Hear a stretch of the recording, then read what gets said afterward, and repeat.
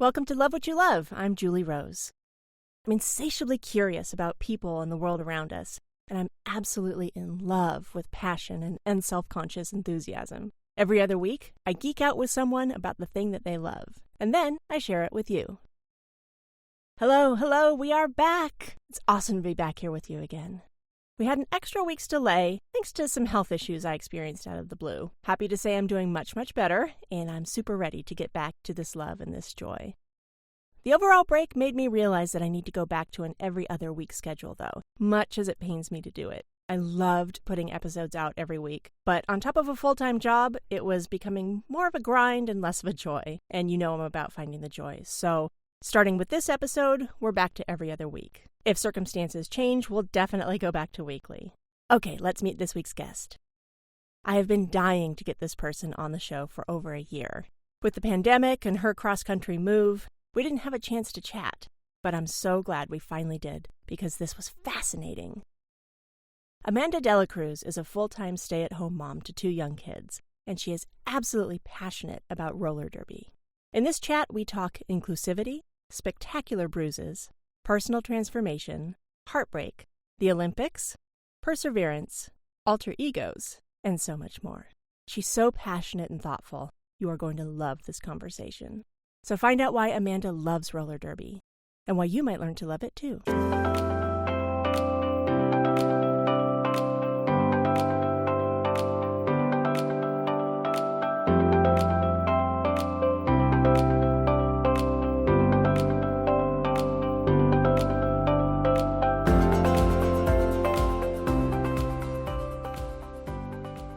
Hello, Amanda. Thank you so much for joining me today. Thank you for having me. I'm so excited to talk to you today. I'm excited because I don't know anything about roller derby.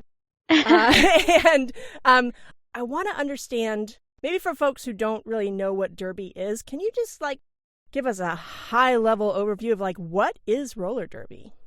So roller derby is a full contact sport. It's played on quad roller skates. Each match is made up of 2 teams of 5 players. 4 players on each team are defensive and offensive players combined, and they're called blockers.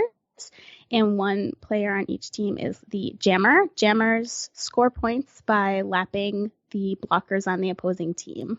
I play flat track roller derby. So most people's public perception of roller derby is something called banked roller derby, where you have the sloped track, which sort of levels out in the center and goes up on the sides.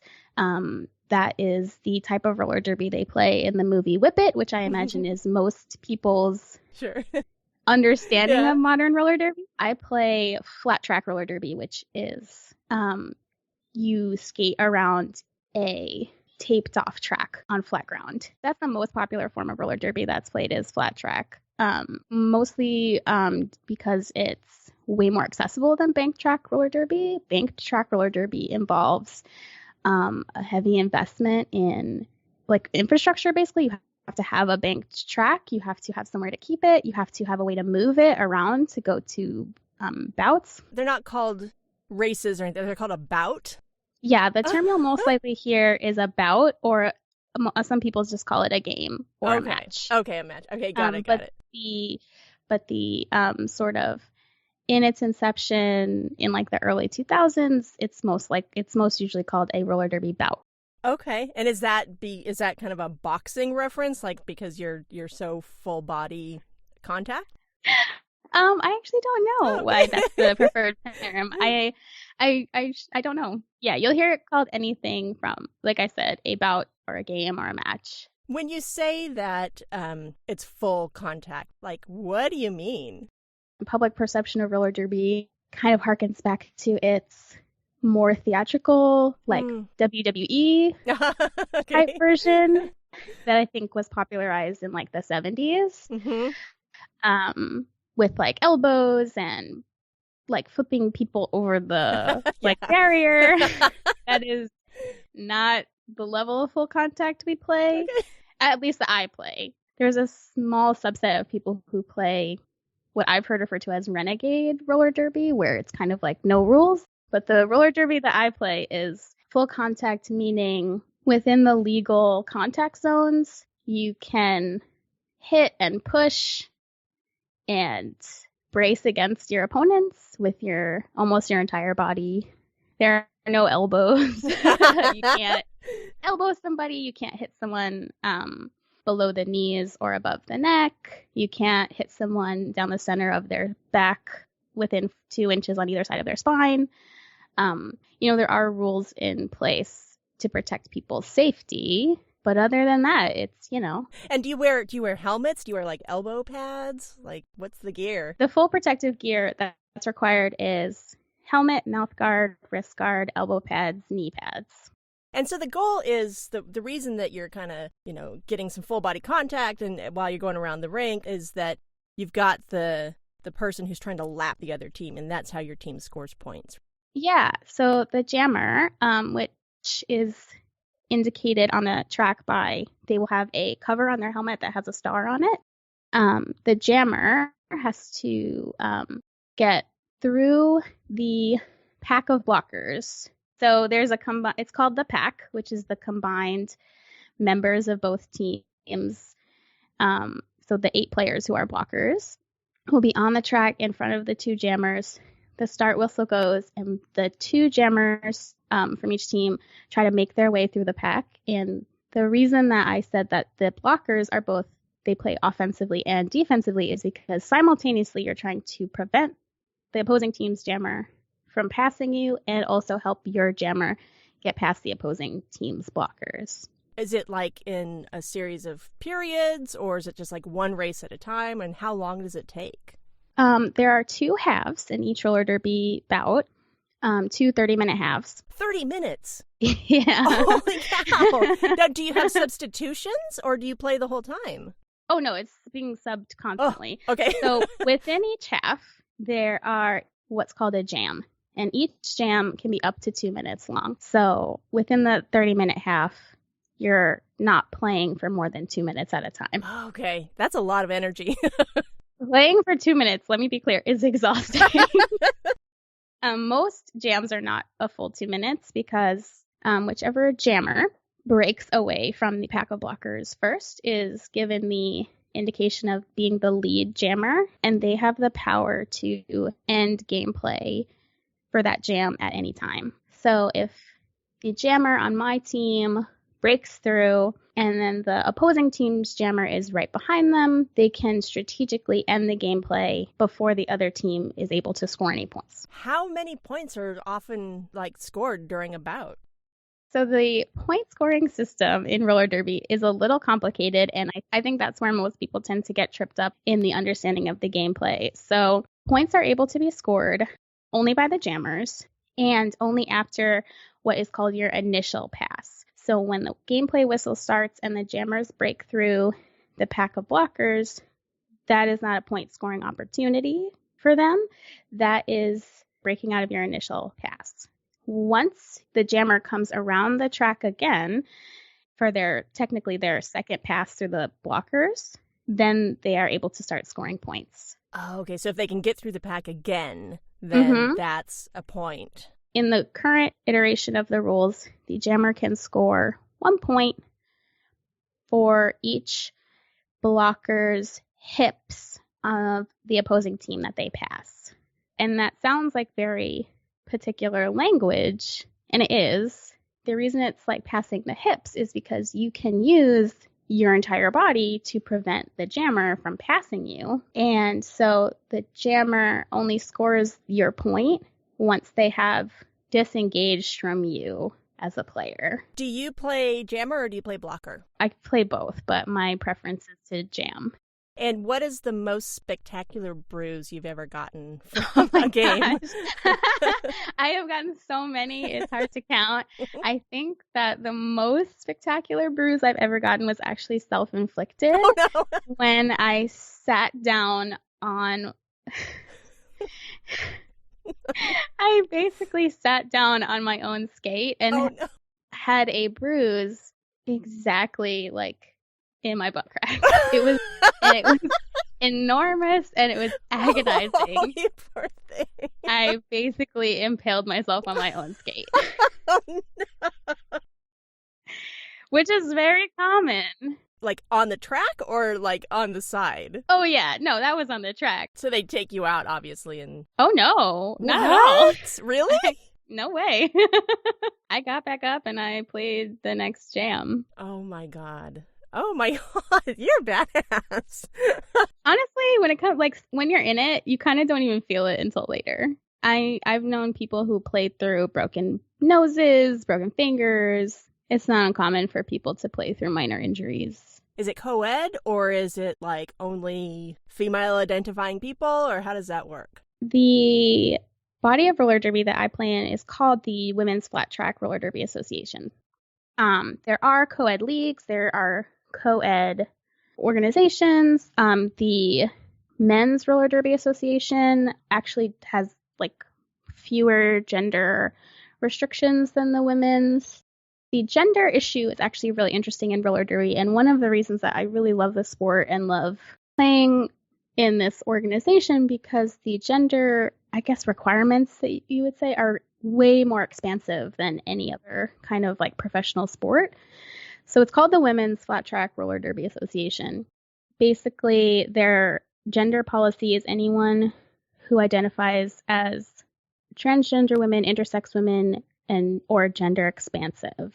So essentially, if you identify as a cis female or a trans woman or a non-binary person, you are eligible to play in the WFTDA. That's a national organization? That's an international organization. That's the largest body of roller derby. There are hundreds of thousands of roller derby players across the globe. And this policy, I'm not like any organization. It's not perfect, and there's been issues that they've tried to work through when it comes to gender and gender inclusivity. But I have always felt like the upfront and intentional inclusion of trans folks in the sport has been one of the best parts of playing roller derby. Being in an organization that you know is inclusive. Yeah, and I play derby with trans folks all the time, and it's really great. And it's great to play with folks who wouldn't get a chance to play a sport that they love, maybe in another venue because of their gender identity. So it's been really wonderful to be able to play with people who can be their authentic selves and be kick-ass athletes. And they are kick-ass, like, for sure. What prompted you to join a roller derby league? Like, had you always wanted to do it, or did you roller skate as a child? Like, what prompted you, and then what drew you to it initially? I roller skated a little as a child, I think, in the same way that most people my age do, like once or twice at the roller rink for a birthday party. I knew how to skate on quad skates. It wasn't completely foreign, but I hadn't done it in many years. I first heard about roller derby in its modern incarnation, I think it was 2009, when a friend of mine took me to a bout in central New Jersey. And immediately I was like, I love this. This is everything I want. And I went to a bunch more bouts that year. So I got married in the summer of 2010, and my bachelorette party, we went to a roller derby match. That's awesome. It was great in Asbury Park in New Jersey in 2010, and it was fantastic. And then I kind of didn't think about it for many years. I got married. My husband went to grad school. We had kids. I became a stay-at-home parent, and I never really seriously thought about playing myself in those early days. But as time went on, my kids got older. I kind of fell into that very classic stay-at-home mom kind of situation where I kind of looked around and realized that everything I did every day was for other people. And I didn't have anything for myself. And I was feeling I was not unhappy with my choices or my life, but I just really was feeling like I needed something to do, something for myself. And I remembered roller derby and that I loved it. And I searched online and on YouTube for some videos about it and what it looked like today, late 2017. And so in the fall of 2017, I decided to look, and I was like, I wonder if New York City, which is where I was living at the time, has roller derby, which is hysterical to me now because New York City's roller derby team, I mean, they're currently ranked number 2 in the world. Oh my God. Been at the top. The league is called Gotham Roller Derby. They've been at the forefront of roller derby for 15 years, and I've been really lucky to be a part of the league. And it's hysterical to me now that I had the thought, I wonder if New York City has roller derby. Little did you know. Little did I know. I was in basically the epicenter of roller derby. The biggest roller derby hotspots in the United States are probably New York and Texas and Portland, Oregon. Texas, really? Where I live now. Oh, in Portland too, really? Oh yeah, Portland's team is currently number 1 and has been for quite a few years. What? That's why you decided to move there, don't lie. It wasn't not the reason. The proximity to Derby was absolutely a high priority. You said when you first went to see a bout, you said this was everything I ever wanted. Now, what did you mean by that?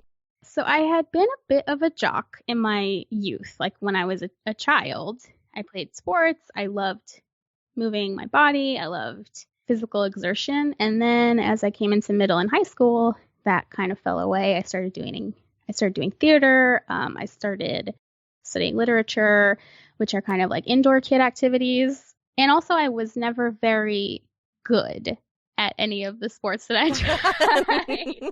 I was always fine. Yeah. I was never the worst, but I definitely never excelled.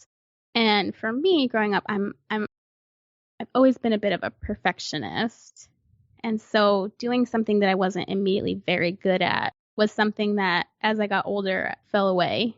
It wasn't until my early 30s and when I started thinking about doing roller derby, when I, started thinking about athletic pursuits. I was 32 when I went to my first training session with Gotham. I had not put roller skates on my feet for probably 20 years. Oh my gosh. Wow. And I was not in any kind of peak physical condition. Aside from the general fitness that having 2 kids under 5 right. kind of gives you, I was not an active person. And so, yeah, I started training with Gotham. Is it like a minor league program where they get you trained up, and are there different leagues, levels, or how did that work? You say you started training with them. What was that process? Yeah, so every league has their own structure when it comes to that kind of stuff. Some people will, give you a very brief training and then throw you right into their, development team. And because Gotham is a very large and very established league, they have particular structures for training and development and certifying people to play. I started in what they call their basic training program, which is basically 10-week sessions in 3 levels. So in level 1, you're learning basics of skating, basics of basically the minimum skills you need in order to safely play roller derby. So we learned a lot about balancing on one leg, how to stop safely, how to skate in both forwards and backwards, how to skate within the track lines, because, you're not allowed to go out of bounds in gameplay. Mostly things to make sure that you can be a safe player, both for yourself and the other folks on the track.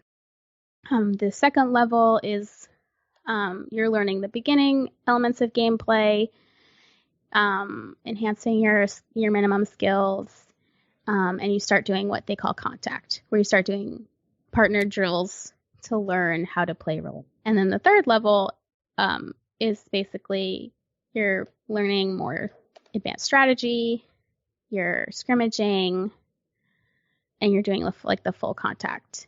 And then they have tryouts once a year for their home, travel, and development teams. And basically the development team is meaning you have passed all your minimum skills, you have been accepted into the league as a skater, and you're learning and growing as a player. Did you start on the development team or did you try out and get on to one of the home teams? For the past 2 years, well, 2018, 2019, and then the first 3 months of 2020, I was in the basic training program. In fall of 2019, I did try out for the league. I made it to the last level of tryouts, but I was ultimately cut. So I have never been a registered skater with the league. I did in early 2020. I started officiating with them. Oh, so because derby is entirely volunteer run, every part of roller derby, even at the highest levels, is volunteer. There is no such thing as being a professional roller derby player. Don't get paid. There are sponsorships. Lots of people cobbled together income through sponsorships and teaching and training camps and things like that, but there is no professional roller derby. So yeah, all the games that I've played in have been sort of unofficial scrimmages, but I still feel like I've learned a lot, especially since I was older when I started. I was not coming from a background of sports. A lot of people who play come from a background of sports. A lot of people come from a background of ice skating, of hockey. So they have those fundamentals already in play. And I was basically starting from nothing. That's some serious determination, to decide you're going to do it, go through this program, be involved in these scrimmage matches. That's a lot. I mean, that takes a lot of guts and it takes a lot of determination. The process of starting and learning and becoming an athlete was really transformative for me. It was really life-changing, both in the sense that I was doing something for myself for the first time in many years. I was doing something that had nothing to do with my family, nothing to do with my kids, that they really had no part in, aside from encouraging me and supporting me. I was able to find community at a time when I was really isolated and lonely. And it also really forced me to confront parts of myself that I had never been forced to confront before, which was, I think, primarily was the perfectionism. I would never have called myself a perfectionist before.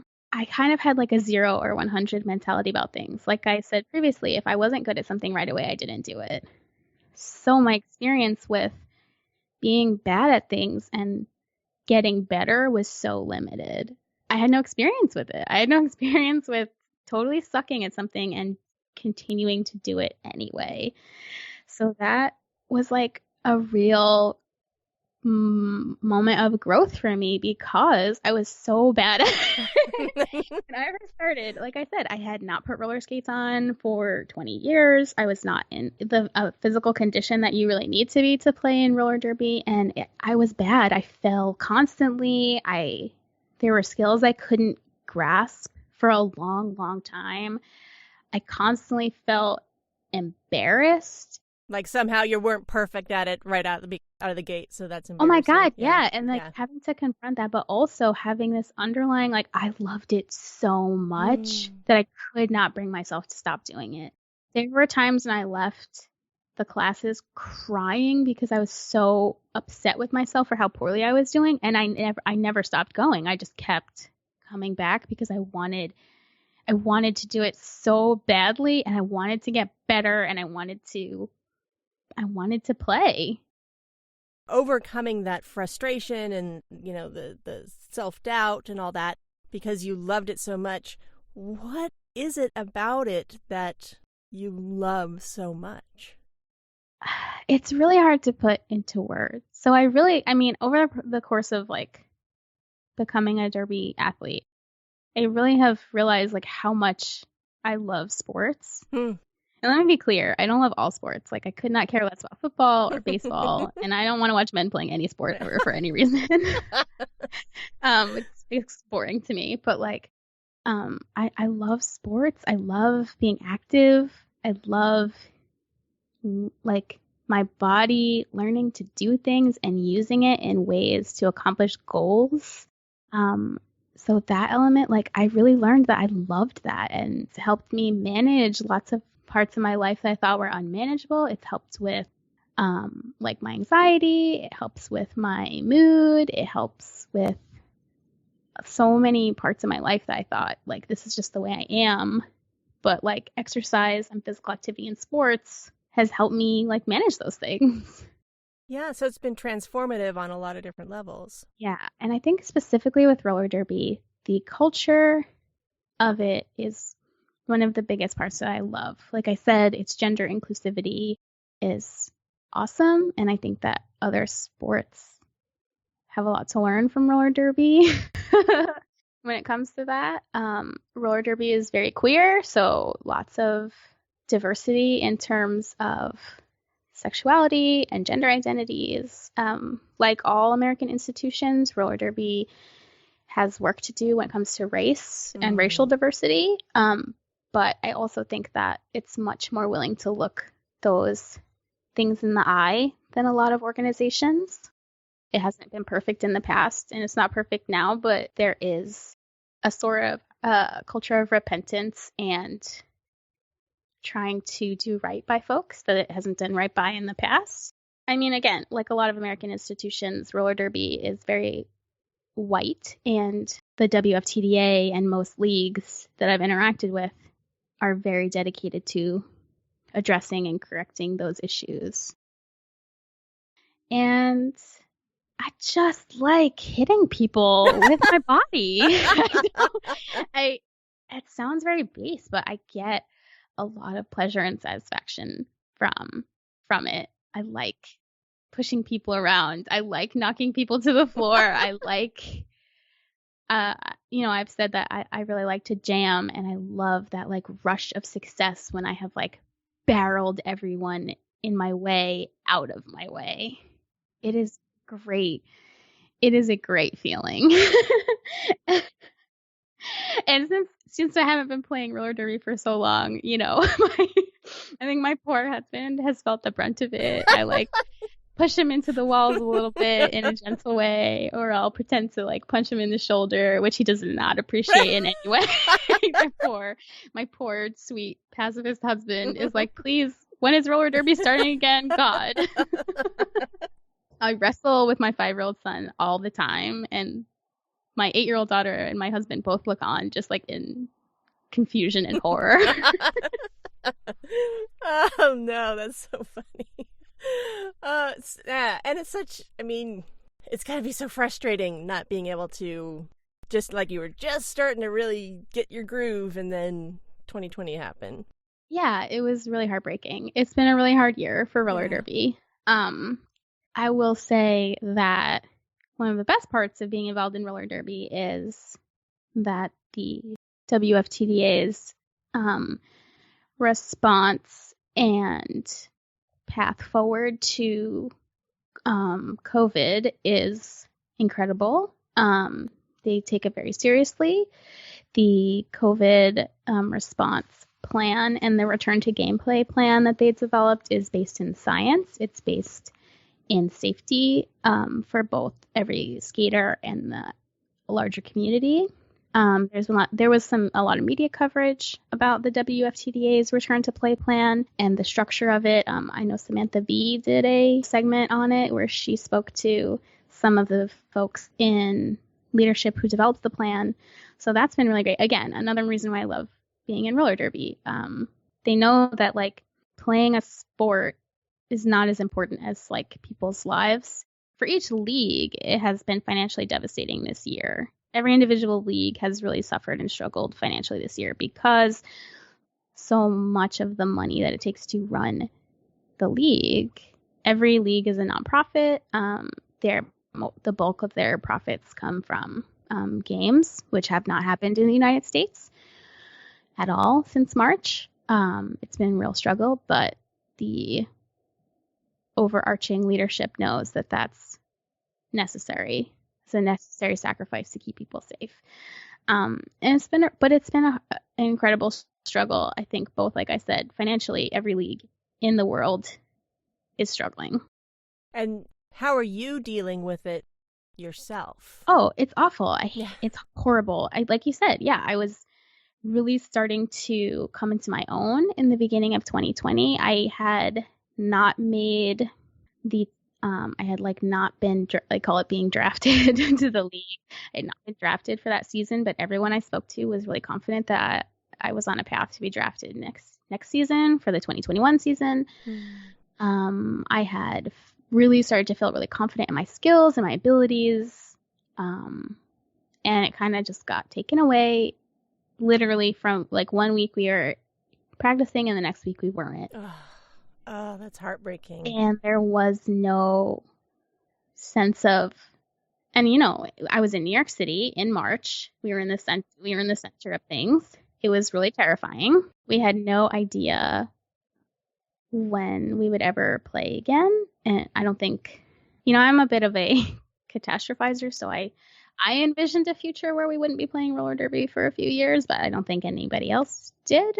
So that's been a struggle. And then, you know, the course of this year has been wild. And without the structure of roller derby, I personally have like not kept up with my athleticism, not kept up with my fitness. So that's been hard. So those other things that were being managed really well have fallen off. You know, I don't have that sense of community anymore. Over the summer, my family moved from New York to Portland, Oregon. So that was like a huge transition. It was something we wanted and something we've been working for years, but it was at a really inopportune moment. So I didn't get to say goodbye to my league mates. Oh, man. Because of the flux of roller derby, I'm still officially connected to my home league in New York. But once things start up again, you know, I will have to transition to a new league and basically start over. Oh, yeah. I was going to ask, like, you don't kind of transfer over. You got to start over from the beginning. If you are a like skating member of the league, you can transfer. But because I am not, that was not an option for me. Because I haven't been playing derby, and because I haven't been keeping up with my athletics, you know, my skills have decreased. Even the most elite skaters in the world, no matter how much cross training you do, no matter how much time you spend on skates, otherwise there is no substitute for playing the game and practicing derby. Like there are unique skills that every single player across the globe is losing because they are not playing the sport. The path to playing derby again is going to be slow. Like I said, that their return to play plan is intentionally slow and gradual. I have my doubts we'll see any official gameplay in 2021. I think everyone is just excited to get back to practice, which hopefully will happen by the end of the year. But, you know, there's hope for the future. They are playing roller derby again in New Zealand and Australia because their timeline within the return to play plan is allowing that. So that's like, on one hand, I'm like over the moon, ecstatic, so happy for them. And on the other hand, I'm just like seething with jealousy. Like I'll watch Instagram stories from leagues in Australia and they're just like skating around the track with their friends. And I'm just like, my whole body turns like green. And So are there like, are bouts like not televised, but like are they streamed live on Twitch or on YouTube? Can you watch them live? Absolutely. Yeah, definitely. The WFTDA has a YouTube channel that has hundreds of games going back, 10 years. If there's an individual league in your area, you can search for them on social media. They might have, recordings of their games that they played available to watch. Watching roller derby at all levels, from like the most basic, like beginning leagues to elite champs, which I was lucky enough to see in person in Montreal last November, is incredible. I mean, folks who play roller derby are incredible athletes. It's astonishing to watch. It's amazing. Once you get, I will say, like, starting to watch gameplay without knowing what's going on is very challenging when you don't know the rules. I would recommend, if you have someone in your life who knows derby, you can watch it, with them in your ear telling you what's going on. Once you get the hang of watching it, it's amazing to see. So, I mean, I expect you need to have some cardiovascular strength. You need to like have physical strength because you're, pushing people around. Besides like scrimmages, how do you train for derby?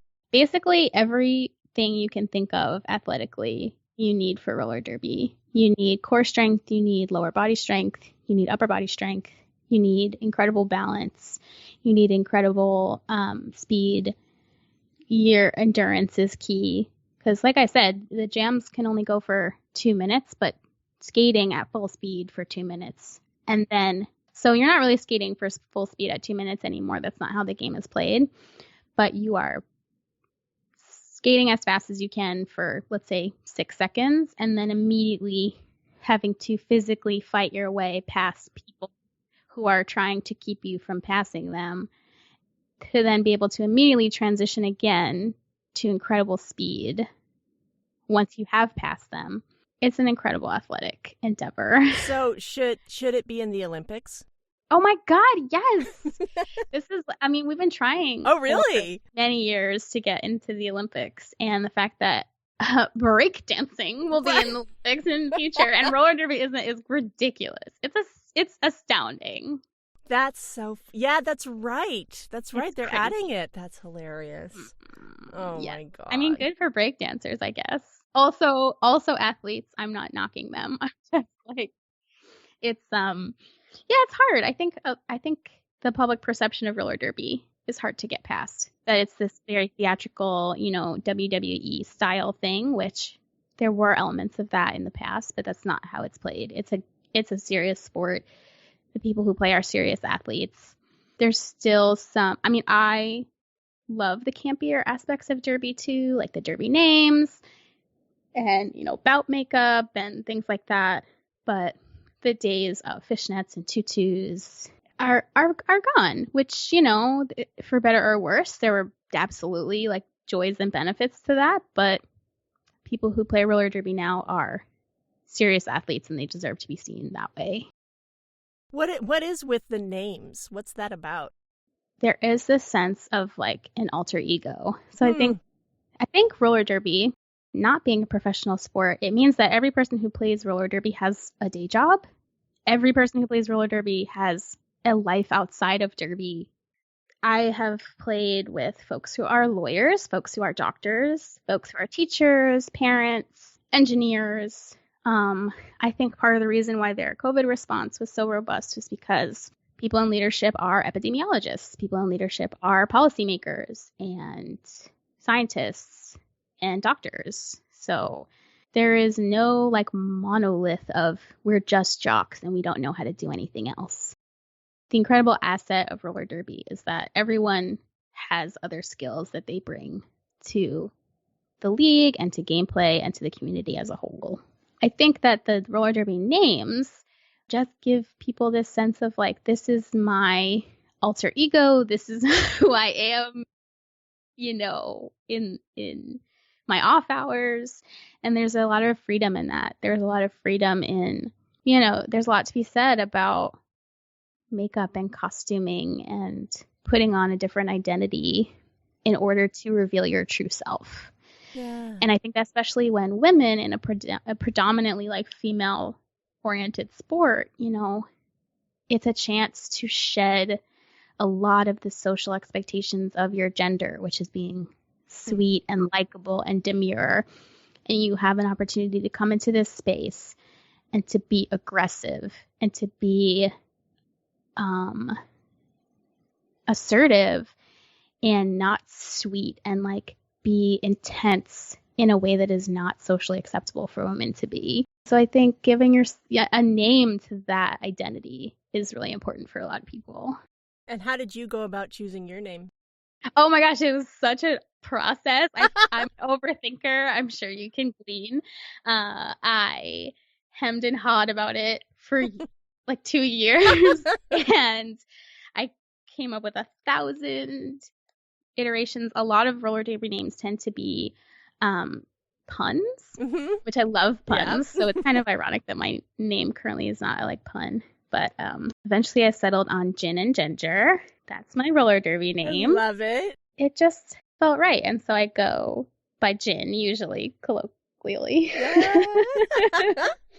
That's awesome. But I love, I mean, this is definitely a debate in the community. Some people want to put the more theatrical elements of Derby aside so that it's taken more seriously, so that it becomes a more respected sport. But I love those parts. Like, that to me is just, there is a joy about it, you know, like sort of like a reckless joy about sparkly, silly makeup and calling yourself Hermione Danger or Beyonce. You know, like, there is power and joy in that I personally really appreciate. And I definitely understand why people don't and want to see those things, you know, fade. But for me personally, like, I will hold on to Derby names and bout makeup till my last dying breath. I love that.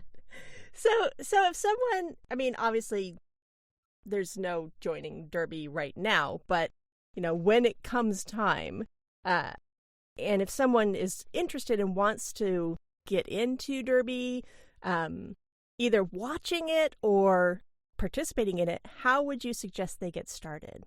I think the easiest thing to do, which is what I did, was just you go into and Google roller derby near your zip code. There is absolutely going to be roller derby somewhere near you in the United States, and almost definitely in other countries, especially European and like Asian countries. They're everywhere. I would say go to WFTDA, the Women's Flat Track Derby Association YouTube page. There's hundreds of hours of footage there. I'm not sure how Twitch works specifically, and obviously there's no streaming of games happening now, but Nerd Derby is a big Twitch streamer. He's an incredible asset to the community. He spends a lot of his own time and money making sure that Derby is available to people who can't see it, especially right now when there's no play happening. If you contacted your local league and you said, how can I help? There's definitely something that you could do. Roller skating in general had a big boon over the summer. Thanks, I think, mostly to TikTok, I think. I'm in my 30s, so I understand TikTok.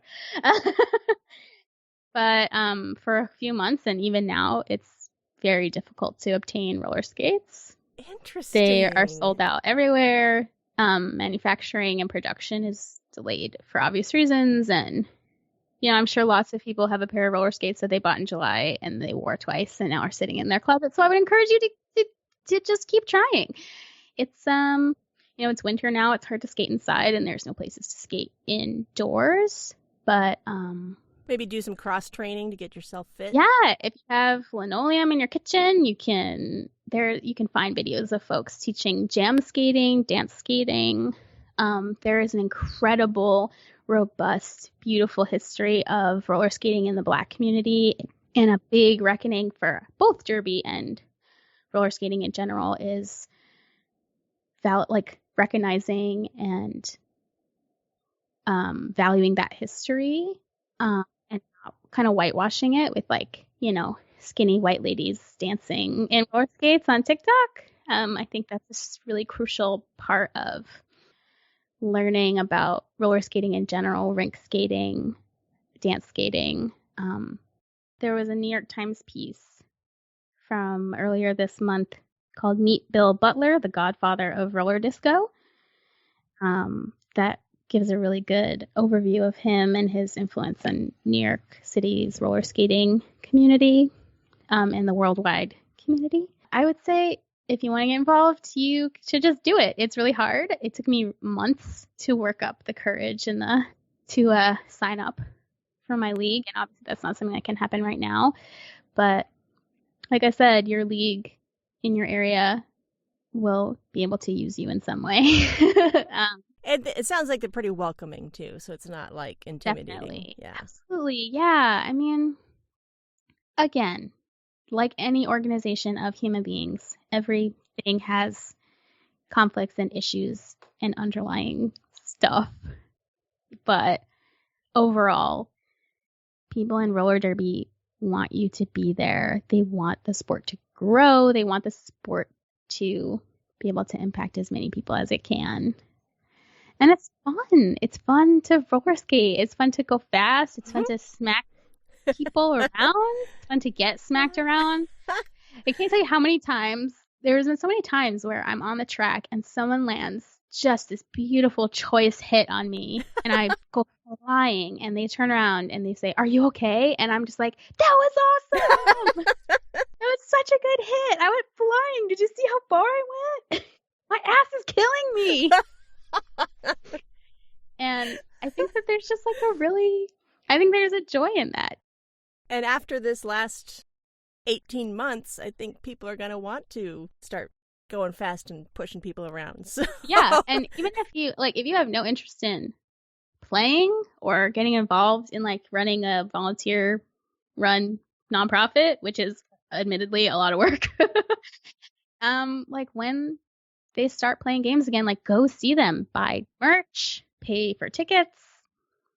It's fun, it's great, and I think like celebrate the athleticism of people and celebrate I think that, yeah, I love the topic of this podcast, obviously, in general, but I think that roller derby is a really wonderful representation of doing what you love because it is absolutely a labor of love. There are very few social or financial benefits to playing roller derby, to running a league, to running a global organization. Like, it is all done out of just the love of playing and love of the community. It is all volunteers. It is all people taking their time out of their, like most people who are making roller derby happen use every minute of their free time to make roller derby happen. It's just really cool and fun to be a part of. I feel really, really, really grateful. Yeah.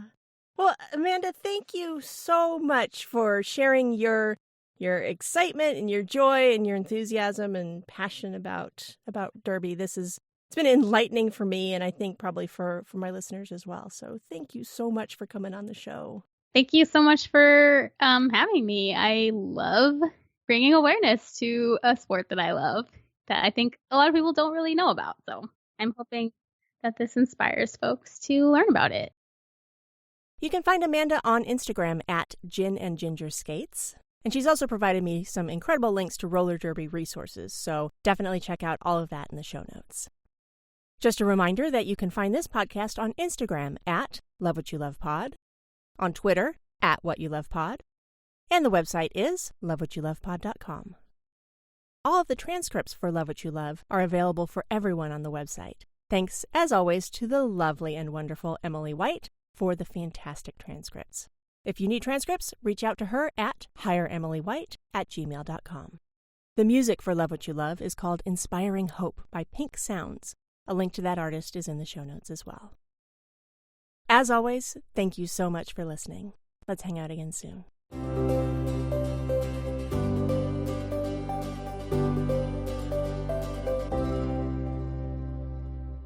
There's some good in this world, Mr. Fertile. And it's worth fighting for.